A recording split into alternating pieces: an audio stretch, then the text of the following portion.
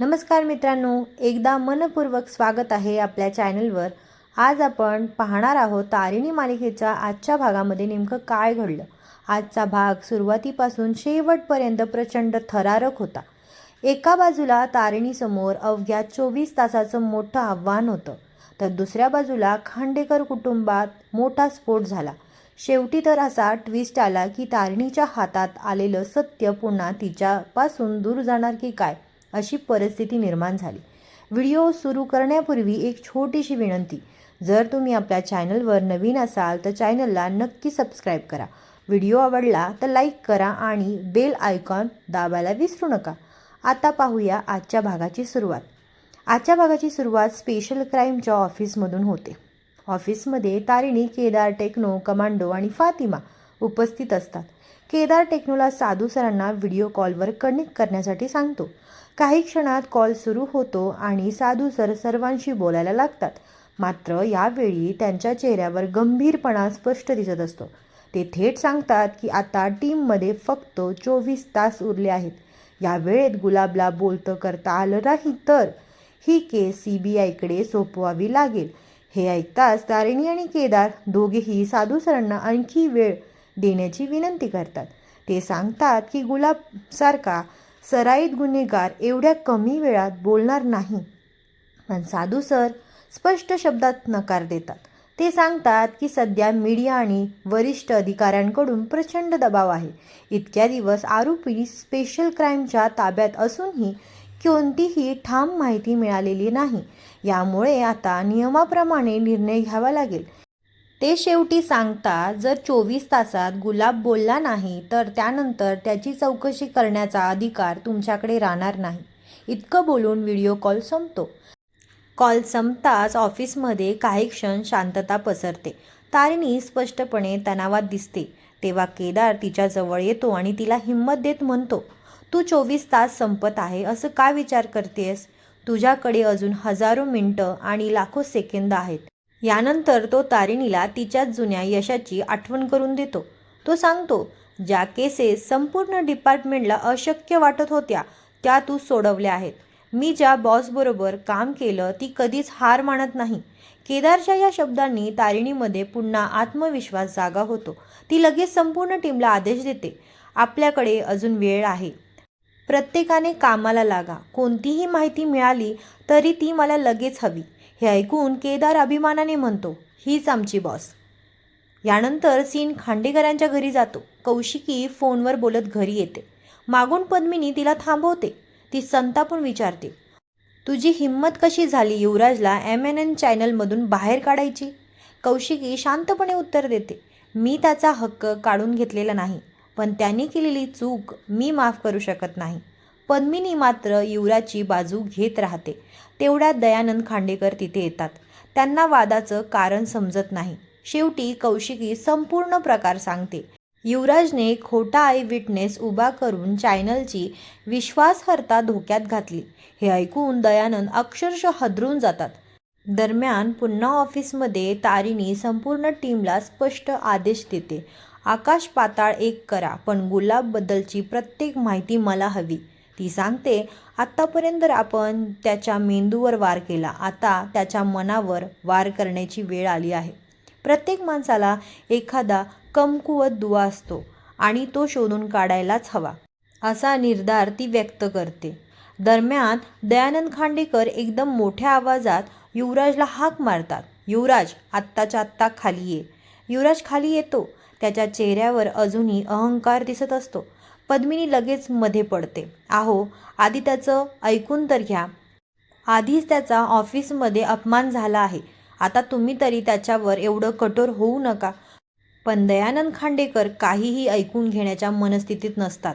क्षणाचाही विलंब न करता ते युवराजच्या कानाखाली जोरदार चपराक मारतात. हे पाहून कौशिकी आणि पद्मिनी दोघी हादरून जातात.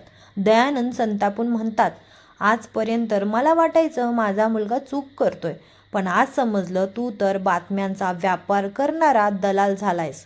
MNN चॅनलमध्ये कधीही सत्याचा सौदा केला नाही, पण तू पैशासाठी बातम्यांची किंमत लावायला निघालास. यानंतर ते आणखी कठोर निर्णय घेतात. आजपासून तू कंपनीत पाय ठेवायचा नाहीस आणि या घरात राहण्याची सुद्धा तुझी लायकी उरलेली नाही. हे ऐकून घरात काही क्षण पूर्ण शांतता पसरते. युवराज काहीही न बोलता निघून जातो. युवराज गेल्यानंतर पद्मिनीचा राग आणखी वाढतो. ती कौशिकीला म्हणते, झालं का आता समाधान? नेहमी माझ्या मुलाला चुकीचं ठरवतेस. कौशिकी शांत पण ठाम आवाजात उत्तर देते, बहीण म्हणून मी नेहमी त्याची बाजू घेतली, पण यावेळेस विषय MNN चॅनलचा आहे. त्या चॅनलच्या विश्वासाशी मी तडजोड करू शकत नाही. हे ऐकताच पद्मिनी रागाने निघून जाते. इतक्या मोठ्या धक्क्यानंतर दयानंद खांडेकरांची तब्येत अचानक बिघडते. त्यांना घाम फुटतो, हातपाय थरथर कापू लागतात, श्वास घ्यायलाही त्रास होतो. कौशिकी लगेच त्यांना बसवते, पाणी देते आणि घाईघाईने डॉक्टरांना कॉल करते. घरात ताणतणावाचं वातावरण निर्माण झालेलं होतं. दुसरीकडे स्पेशल क्राईम ऑफिसमध्ये घड्याळाची टिकटिक सुरू असते. आता फक्त 12 तास उरलेले असल्याचं दाखवलं जातं. संपूर्ण टीम वेगवेगळ्या दिशेने तपास करत असते. कोणी फोनवर माहिती गोळा करत असतं, कोणी लॅपटॉपवर जुन्या फाईल्स तपासत असतं. त्याच दरम्यान कमांडो सतत गुलाबवर लक्ष ठेवून असतो. तो गुलाबला झोप लागू देत नाही, वारंवार उठवत राहतो, सतत प्रश्न विचारतो. त्याचबरोबर मानसिक दबाव निर्माण करण्याचा प्रयत्न सुरू असतो, पण तरीही गुलाब शांतच राहतो. शेवटी फक्त 20 मिनिटं उरतात. तारिणी स्वतः गुलाबसमोर जाऊन बसते. ती सरळ विचारते, वसुधा बेलसरेबद्दल सांग. गुलाब लगेच उत्तर देतो, मी कोणत्याही वसुधाला ओळखत नाही. तारिणी पुन्हा विचारते, मग युवराज खांडेकरबद्दल सांग. गुलाब पुन्हा नकार देतो, तो कोण आहे हेही मला माहिती नाही.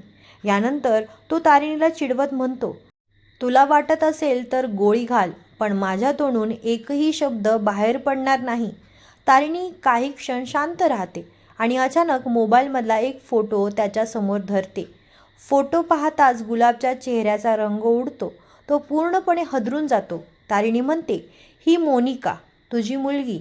यानंतर ती तिच्याबद्दल माहिती सांगू लागते.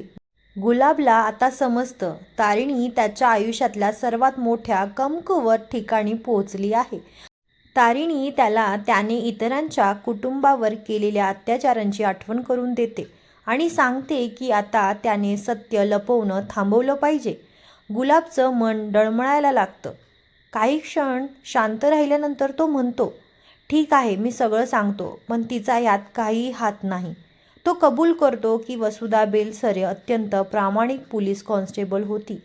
गुलाब आता पूर्णपणे घाबरलेला असतो.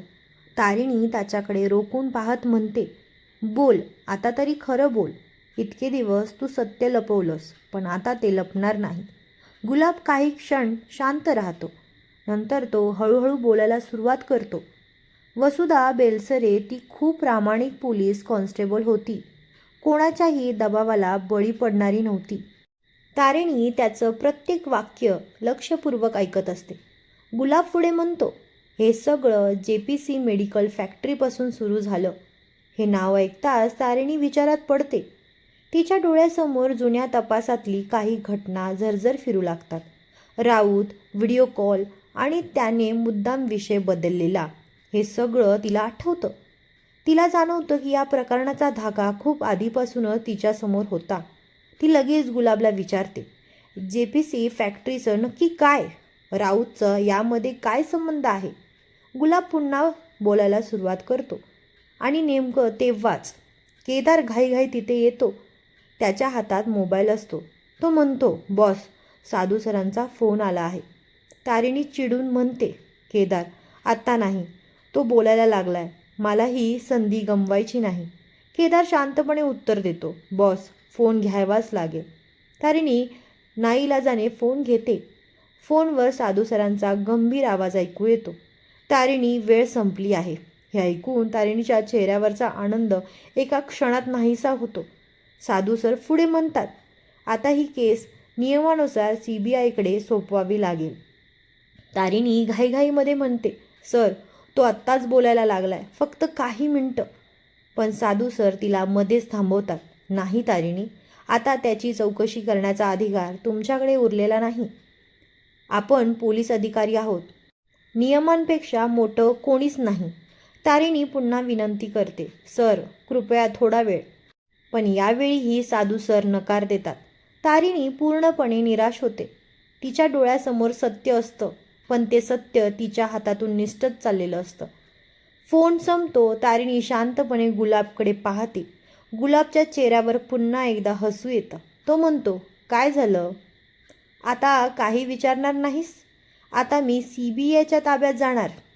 तुझ्या डोळ्यासमोरून मी निघून जाईन आणि तू काहीच करू शकणार नाहीस. गुलाब मोठ्याने हसायला लागतो. तारिणी मात्र त्याच्याकडे निर्धाराने पाहत राहते. आणि याच थरारक क्षणी आजचा भाग संपतो. उद्याच्या भागात दयानंद खांडेकरांची प्रकृती अचानक खूपच बिघडते. डॉक्टर त्यांच्या घरी पोहोचतात. घरात एकच धावपळ असते. चेतना काकू केदारला फोन करून सांगतात, लवकर घरी ये, तुझ्या बाबांची म्हणजे वडिलांची तब्येत खूप गंभीर आहे. हे ऐकताच केदार आणि तारिणी तातडीने खांडेकरांच्या घरी पोहोचतात.